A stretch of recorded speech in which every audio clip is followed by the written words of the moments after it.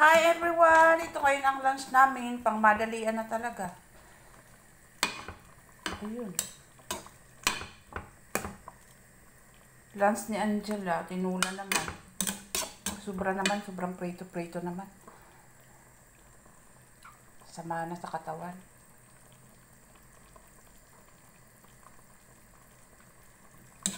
Kailangan naman mayroong sabaw.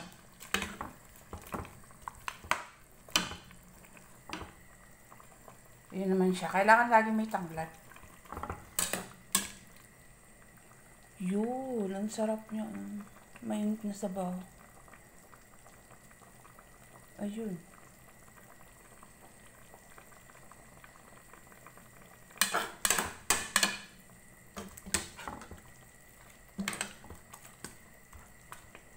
Ayun.